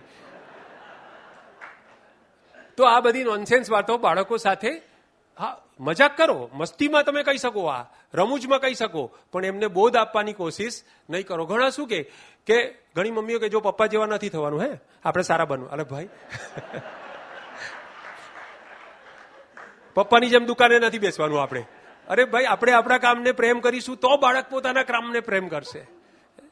તો જે પરિવાર શહીદી વગર, બળાપા વગર, ફરિયાદ વગર કે ગિલ્ટ વગર, તમે હમણાં જ મારે વાત થતી હતી એમની સાથે કે તમે પરિવારમાં જાઓ ને એટલે તમને ખબર પડી જાય કે આ પરિવારમાં સફળ અને પ્રસન્ન વ્યક્તિઓ ઉછરશે કે કેમ.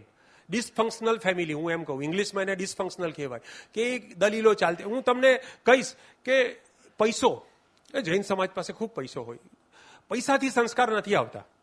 ઘણીવાર પૈસા હોય ત્યારે સંસ્કાર સાચવવા માટે વિશેષ મહેનત કરવી પડે.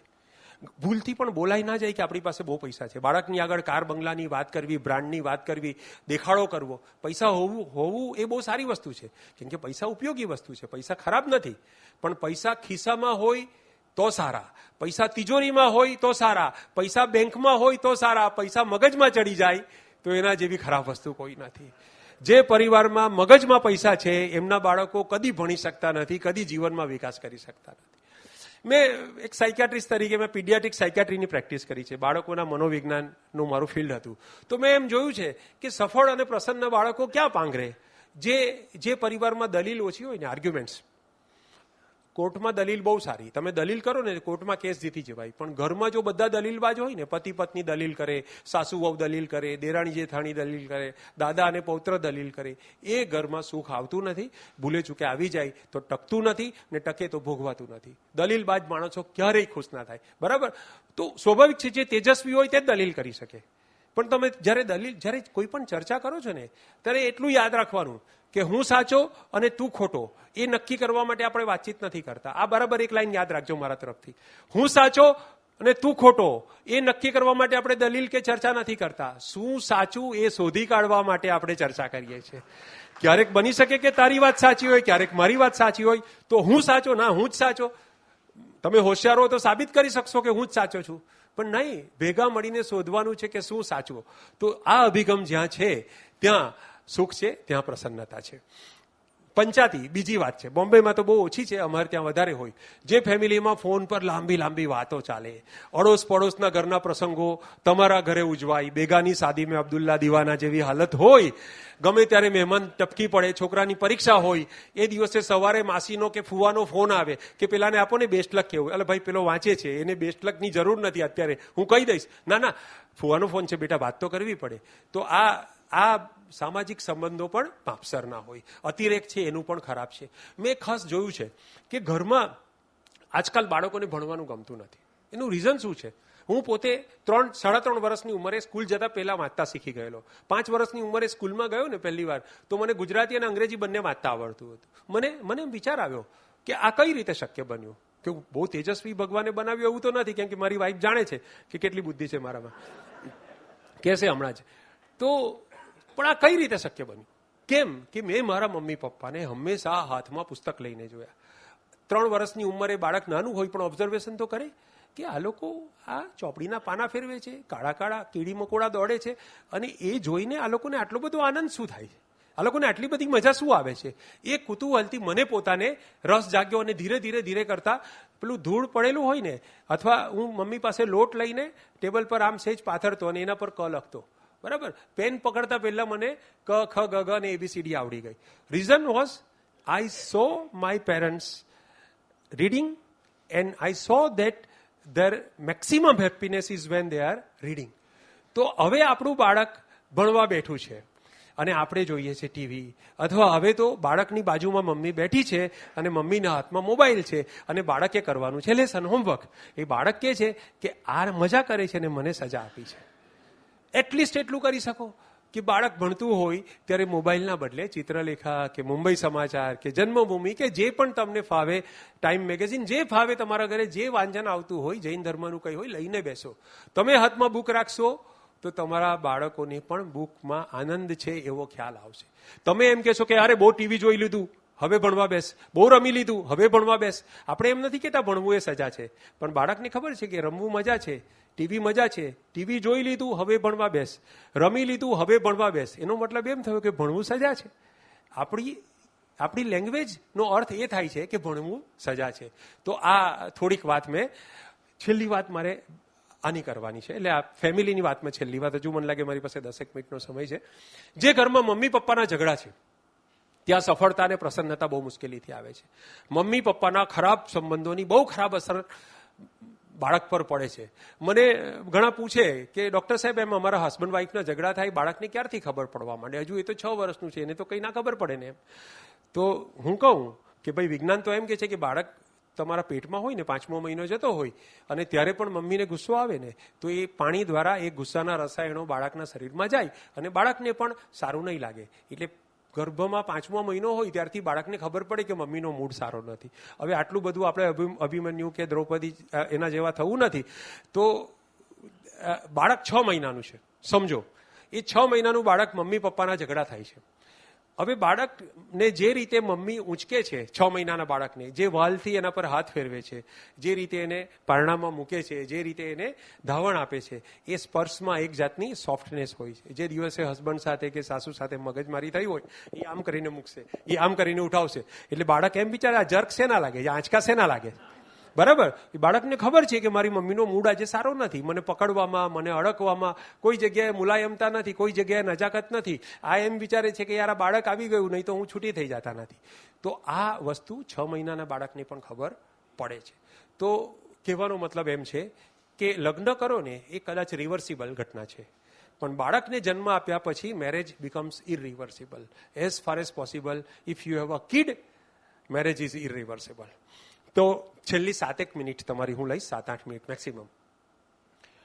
જીવનમાં જેટલી આપણે વાઇડર ફ્રેમ રાખીએ, મારે છેલ્લી 2 વાત કરવાની છે, 7 થી 8 મિનિટ થશે. જેટલી આપણે કેમેરો હોય ને, કેમેરામાં ઝૂમ હોય, ટેલી હોય, તમને બધાને ખબર છે કે આ ઝૂમ થયું અને આ વાઇડ થયું. તો જેટલી વાઇડર ફ્રેમ કરીએ ને એટલો સંતાપ ઓછો થાય. જીવનમાં દુઃખ છે, વેદના છે, સંઘર્ષ છે, અસત છે, આ બધાની વચ્ચે પોઝિટિવ કઈ રીતે રહેવું, ઓપ્ટિમિસ્ટિક કઈ રીતે રહેવું, થોડોક પ્રયાસ કરવો પડે પણ રહી શકાય. મેં કીધું તેમ કેમેરાનો ટેલી વ્યૂ અને વાઇડ વ્યૂ. એક બાગ છે, તમે કલ્પના કરો, એ તમે તમારા 6ઠ્ઠા માળ સામે છે, તમારા સરસ મજાનો ફ્લેટ છે અને સામે જ બાગ છે, વ્યૂ છે તમારી બાલ્કનીમાંથી બાગનો. બાગના દરવાજાની પાસે કચરાનો ઢગલો પડેલો છે. હવે તમે એના પર ટેલી કરશો ને તો બાગનો દરવાજો દેખાશે અને કચરાનો ઢગલો દેખાશે. તમને અસુખ થશે, તમને અસાતા થશે, તમને એમ થશે કે આ ગંદુ છે. તમે એને ટેલી વાઇડ કરી દો એટલે આખો બગીચો દેખાશે અને એ આખા બગીચામાં પેલો કચરાનો ઢગલો છે ને એક ટપકા જેટલો દેખાશે. એટલે જીવનમાં જ્યાં પણ તમને તકલીફ દેખાય ને એટલે ફ્રેમને વાઇડર કરી દેવાની, ફ્રેમને મોટી કરી દો એટલે એ નાનું દેખાય. તમારા જીવનની કિતાબમાં એમ માનો કે સાઈનો એક ડાઘો પડ્યો છે તો એ સાઈના ડાઘાને આમ જેટલું કરશો ને, એના પર ધ્યાન આપશો ને એટલું એ વધારે ફેલાશે. એના બદલે મગજને શાંત કરીને એની આજુબાજુ ફૂલ ચિતરી દો, એની આજુબાજુ ડિઝાઇન બનાવી દો, એ ડાઘો ડિઝાઇન બની જશે. એ દુઃખમાંથી સુખ તરફ જવાનો તમને રસ્તો મળશે. તો જીવનમાં તમે જોજો કે જે માણસ પોતાના દુઃખ પર રડે ને, બહુ રડરડ કરે તો આપણને એમ લાગે કે આ યાર બહુ પોચકો છે, આ મિઝરેબલ છે, આ દયાપાત્ર છે, ઇરિટેટિંગ છે. જે માણસ પોતાના દુઃખ પર રડે ને આપણને ગમતું નથી, એ પુરુષ હોય કે સ્ત્રી હોય, બહુ રડે તો આપણને કંટાળો આવે, જોઈને અસુખ થાય કે આ કેમ રડે છે અને દુઃખનો સામનો નથી કરાતો. અને જે બીજાના દુઃખ પર રડે ને એને આપણે સંત કહીએ છીએ. બીજાના દુઃખની વાત સાંભળે, સંતની આંખમાંથી આંસુ આવે તો એ કરુણાના આંસુ છે, એ એમ્પથીના આંસુ છે. બરાબર? માણસ જન્મથી સ્વકેન્દ્રી હોય છે, આપણને ભગવાને એવા જ બનાવ્યા છે. પોતાની તકલીફ આપણને પહેલી સમજાય છે, પણ આ જીવનની સફર જો તમે ધ્યાન રાખીને કરો તો તમને બીજાની તકલીફ પણ દેખાય છે. તમે એમ વિચારો ને કે મારું દુઃખ, મને તકલીફ, મારી સાથે જ આમ થયું, મારું નસીબ ખરાબ છે. ઘણા બહેનોને આ રીતે લિમિટેડ વિચારવાની રીત હોય કે મારા આ પરિવારમાં લગ્ન થયા, મને આવા સાસુ મળ્યા, મારી સાથે આમ થયું, મારી સાથે જ કેમ. પણ જરાક તમે નજર મોટી કરો અને જુઓ કે ભાઈ મારી આજુબાજુ બધાને દુઃખ છે. કોઈને વહેલું આવે છે, કોઈને મોડું આવે છે, કોઈને આ પ્રકારનું આવે છે, કોઈને બીજા પ્રકારનું આવે છે. જીવનમાં દુઃખથી મુક્ત તો કોઈ છે જ નથી, છે જ નહીં. ભગવાન બુદ્ધની તમે કથા સાંભળી હશે કે કિસ્સા ગોથમી એની પાસે ગઈ અને કહ્યું કે મારું 8 વર્ષનું બાળક મળી ગયું છે, તમે તો ભગવાન છો, તમે આને જીવતું કરી દો. માને તો મોહ હોય પુત્રનો, એ કે ભગવાન, હવે ભગવાને પણ તો ચમત્કાર બતાવવો પડે. ભગવાન કે હા હવે હું કરી દઉં જીવતું તો, પણ મારી એક શરત છે, કન્ડિશન એપ્લાઇડ. તો કે શું? કે 1 મુઠ્ઠી રાઈ લઈ આવું. પેલી કિસ્સા ગોતમી કે છે હમણાં લઈ આવું, પણ એક શરત છે હજુ, એ 1 મુઠ્ઠી રાઈ એવા ઘરમાંથી લાવજે જે ઘરમાં કોઈ મરણ ના થયું. એટલે આખા ગામમાં ફરે છે કે 1 મુઠ્ઠી રાઈ આપશો તો કે હા લઈ જાઓ, પણ તમારા ઘરમાં કોઈ મરણ તો નથી થયું? ના થયું ને, હમણાં જ થયું. થોડા એમ કરતા કરતા આખા ગામમાં ફરી એને ખબર પડી કે ગામમાં એક પણ ઘર એવું નથી કે જેમાં મરણ ના થયું હોય. તો ધીરે ધીરે it was an education for her કે ડેથ મારા જીવનમાં આજે આવ્યું છે, પણ બધાના જીવનમાં ક્યારેક ને ક્યારેક તો આવ્યું છે, તો આ મારા ભાગનું છે, મારે ભોગવવાનું છે. આ પ્રક્રિયા દરમિયાન એને સમજ પડી જાય છે કે આપણે મારું દુઃખ, મારું દુઃખ, મારું દુઃખ એમ વિચારીએ ત્યારે એ દુઃખ સંતાપ બની જાય છે, એ દુઃખ આપણને મિઝરેબલ બનાવે છે. અને જ્યારે આપણે એમ વિચારીએ છીએ કે સૌને દુઃખ છે અને ક્યારેક મને પણ પડે છે, ત્યારે એ દુઃખ જે છે એ કરુણતાનું રૂપાંતર કરુણામાં થઈ જાય છે, મિઝરીનું રૂપાંતર એમ્પથીમાં થઈ જાય છે. તો આ વેદનાથી સંવેદનાની સફર છે. વેદનાથી સંવેદનાની સફર કરવા માટે સ્વથી સર્વ સુધીની યાત્રા કરવી પડે. મારું મારું કરવાના બદલે આખી દુનિયાને આપણે જોતા શીખવું પડે. તો છેલ્લી વાત મારે કરવાની છે તે એ છે કે બાળક જ્યારે જન્મે છે ત્યારે એનામાં કુતૂહલ હોય. બરાબર? તમે બધા બાળકને જોયા હશે, એની આંખમાં બોળપણ હોય, એની આંખમાં વિસ્મય હોય, એની આંખમાં તો આ કુતૂહલમાંથી સર્જન શક્તિ આવે છે. આપણે બધા મોટા થઈને જે કંઈ સર્જન કરીએ છીએ, જે કંઈ આપણો એપ્ટિટ્યૂડ છે, આપણે જે વ્યવસાય પસંદ કરીએ છીએ, આપણો શોખ, આપણી હોબી, મનગમતું કામ, એ બધું આપણા બાળપણના કુતૂહલને આભારી હોય છે. હવે જેમનામાં કુતૂહલ સચવાઈ રહ્યું હોય, જેમનામાં નિર્દોષતા સચવાઈ રહી હોય, એવા માણસો તમને ભાગ્યે જ જોવા મળશે. કેમ કે સંસાર ધીરે ધીરે બાળકનું કુતૂહલ છીનવી લે છે અને કુતૂહલનું રૂપાંતર વિચારમાં કરી દે છે. બરાબર ધ્યાનથી સમજજો. કુતૂહલનું રૂપાંતર વિચારમાં થઈ જાય છે. વિચાર એટલે શું? ફોરેનના પશ્ચિમી જે વિચારકો છે ને એમ કે વિચાર બહુ મોટી વસ્તુ છે. એક જણાએ એમ કહ્યું છે, આઈ એમ બીકોઝ આઈ થિંક. હું વિચારું છું એટલે હું છું. પણ આપણા ધર્મમાં, આપણા ભારતના જેટલા પણ ધર્મો છે, જૈન ધર્મ છે, બૌદ્ધ ધર્મ છે, હિન્દુ ધર્મ છે, બધામાં વિચારને ખરાબ ગણવામાં આવે છે, નિર્વિચાર સ્થિતિને ઉત્તમ ગણવામાં આવી છે. તો વિચાર એટલે શું? તમને એમ થાય કે મારે આ મેળવવું છે. શું? પૈસો, સમૃદ્ધિ, સવલતો, મારે આ મેળવવું છે. મારે આનાથી બચવું છે. શેનાથી બચવું છે? બીમારી, નુકસાન, અપમાન. મારે આનાથી બચવું છે. આમાં મને શું લાભ થશે? આમાં મને શું નુકસાન થશે? આ વિચાર છે. તો વિચારનો સ્વભાવ એવો છે કે વિચાર મોટે ભાગે સ્વકેન્દ્રી હોય છે. મોટે ભાગના માણસો પોતાનું વિચારતા હોય છે અને આ વિચાર જ રાગ દ્વેષનું મૂળ છે. મનમાં વિચાર વધુ સમય રહે એટલે એ સ્ટ્રેસ ઉત્પન્ન કરે છે. એટલા માટે આપણામાં નિર્વિચાર, નિર્વિકલ્પ અવસ્થાનો મહિમા છે. તો વિચાર વગરની અવસ્થા કેવી રીતે પ્રાપ્ત થઈ? મારા જીવનમાં મેં જે પ્રયોગ કર્યો છે, હું કોઈ સંત નથી, કોઈ મુનિ નથી, કોઈ વૈરાગી નથી, મારી કોઈ એવી સિદ્ધિ નથી, પણ જે કંઈ થોડું ઘણું સુખ કે પ્રસન્નતા મળી છે તે કઈ રીતે, એની છેલ્લી વાત છે. છેલ્લી કરીને થોડું ચાલશે, પણ આ છેલ્લી જ છે ખરેખર. તમે બે શબ્દ સાંભળ્યા હશે, અસ્તિત્વ અને વ્યક્તિત્વ. બરાબર સાંભળ્યા છે બંને શબ્દો? અસ્તિત્વ અને વ્યક્તિત્વ. હવે હું પૂછીશ કે આમાં શું ફરક છે? તો વ્યક્તિ તરીકે હું મારી વાત કરું છું, તમારી પણ થઈ શકે. વ્યક્તિ તરીકે હું છું રઈસ મનિયાર. કેમ કે મારું નામ છે, મારા મા બાપે પાડ્યું છે, મારી અટક છે, મારા ફેમિલીમાં ચાલતી આવી છે. મારો એક બાયોડેટા છે જે વિરલભાઈએ ટૂંકમાં વાંચીને સંભળાવ્યો, સરસ રીતે સંભળાવ્યો. મારી થોડીક સિદ્ધિઓ છે, મારી થોડી માલિકીઓ છે અને મારી થોડીક મર્યાદાઓ છે. આ મારું વ્યક્તિત્વ થયું. બરાબર? દરેક માણસનું વ્યક્તિત્વ હોય. મારું અસ્તિત્વ શું છે? તો અસ્તિત્વ, હું એક જીવ છું, એક જીવ માત્ર છું. જેમ ઘાસ છે, જેમ પુષ્પ છે, જેમ પંખી છે, જેમ પતંગિયું છે, એમ હું પણ જીવ છું. બ્રહ્માંડમાં જેટલી પણ ચેતન વસ્તુઓ છે એમાંની એક ચેતન વસ્તુ હું છું.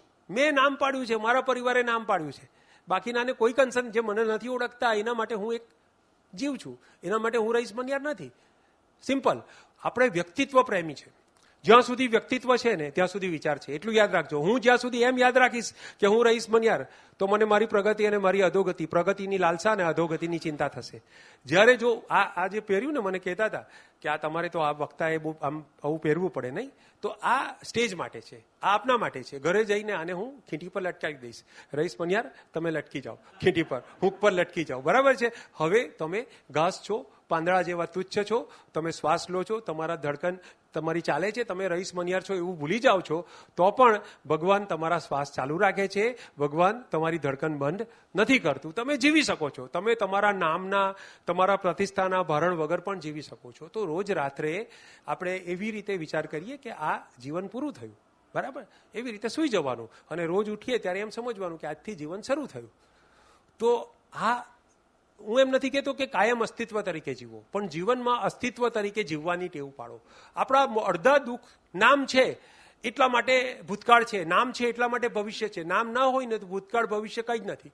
તમે જ્યારે, આપણને કેમ દરિયા કિનારે મજા આવે છે, આપણને કેમ સૂર્યાસ્ત સૂર્યોદય જોવાની મજા આવે છે, આપણને કેમ પર્વતના, કેમ કે એ વિશાળતાની અંદર આપણે આપણા તુચ્છ સુખ દુઃખને ભૂલી જઈએ છીએ.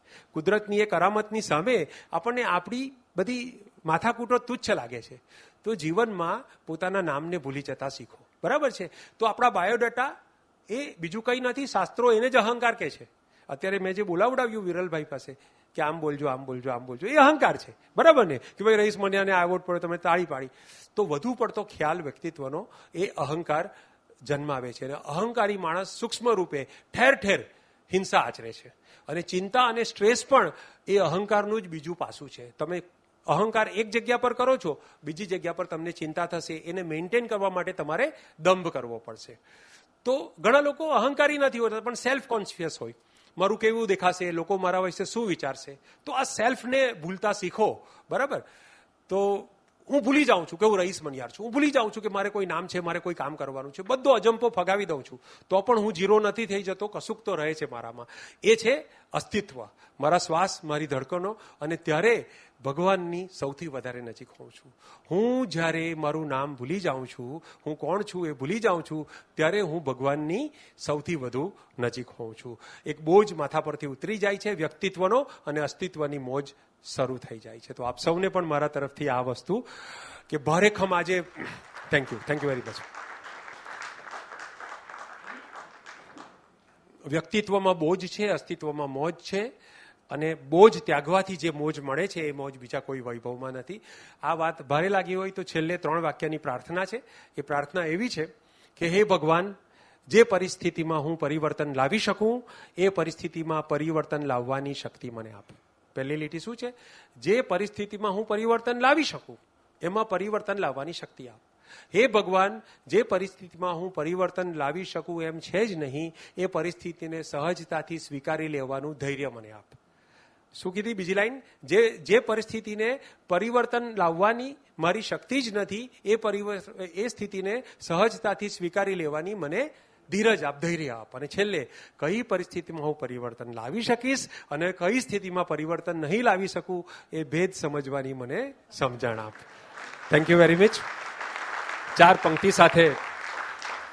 પંક્તિ સાથે વિદાય લઈશ કે ક્યારેક બળ લગાવીને, કવિ છું તો કવિતાથી પૂરું કરું 4 પંક્તિની, કે ક્યારેક બળ લગાવીને તરવાનું હોય છે જીવનમાં, ક્યારે પ્રયાસ અને ક્યારે બેસી રહેવાનું, કે ક્યારેક બળ લગાવીને તરવાનું હોય છે, ક્યારેક બસ પ્રવાહમાં સરવાનું હોય છે.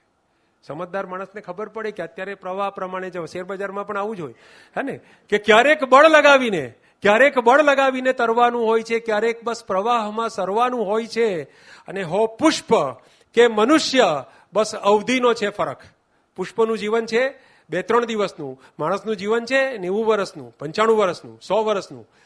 હો પુષ્પ કે મનુષ્ય, બસ અવધિનો છે ફરક. ખરતા પહેલા સહેજ નિખરવાનું હોય છે, કે ખરતા પહેલા સહેજ નિખરવાનું હોય છે. તો આપણા સૌની આ નિખરવાની યાત્રા પ્રસન્ન બની રહે એવી ભાવના સાથે. અને તમામ વિરલભાઈ, ખૂબ ખૂબ આભાર, આપે મારો સંપર્ક કર્યો. પંકજભાઈ સંઘવી, આપનો પણ આભાર. વિજયભાઈ દોશી, અને આપનું નામ હું ભૂલી ગયો છું, માફ કરજો. દિનેશભાઈ અને તમામ મિત્રો, આપ સૌ જે ધ્યાનથી મને સાંભળ્યો. ઘણી બધી વસ્તુ તમે પહેલા સાંભળી ચૂક્યા છો. શું કહો છો? જલપાડી બીજી વાર બીજી જગ્યાએ? ના. આ જો આમાં શું છે, આ સ્થળ વિશેષ જે છે ને એમાં વૃત્તિ સંક્ષેપ એવું એક તપ છે, બરાબર ને? છે ને તપ એવું, વૃત્તિક સંક્ષેપ એટલે એ, અથવા સંલીનતા એવું પણ એક તપ છે કે કાચબાની જેમ તમારે ઇન્દ્રિય સંકોરી લેવી પડે. એટલે આમાં જલ્પા અમારી સંકોરાઈ ગઈ આ જગ્યા પર, બરાબર?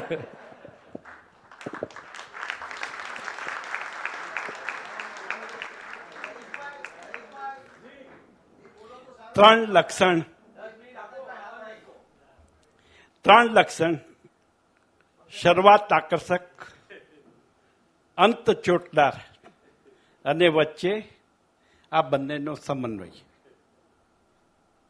2 શબ્દ, ઇતિહાસ અને પરંપરા.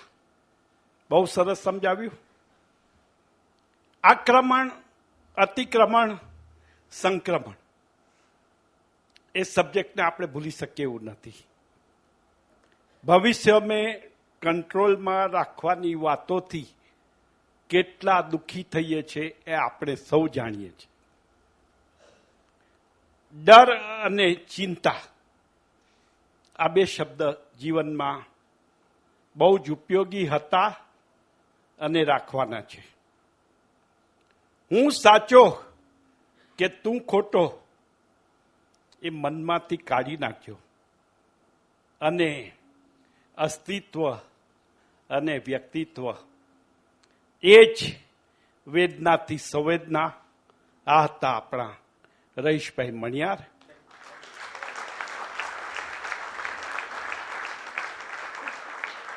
આવતીકાલે શુક્રવાર તારીખ 22/8/2025 વિદ્વાન ધર્મોપદેશક પૂજ્ય શ્રી ભૂપેન્દ્રભાઈ પંડ્યાજી 8:30 વાગે ભક્તિ ગીતો 9 વાગે ભૂપેન્દ્રભાઈ, અને હા ભૂલી ન જતા સન્ડે ફ્રેન્ડ્સે ગઈકાલે જ ડિક્લેર કરેલું હતું ઓર્ગન ડોનેશન. એની કોઈ પણ માહિતી જોઈતી હોય તો બહાર બોર્ડ લગાવેલું છે, ટેલિફોન નંબરથી આપ જાણી લેશો.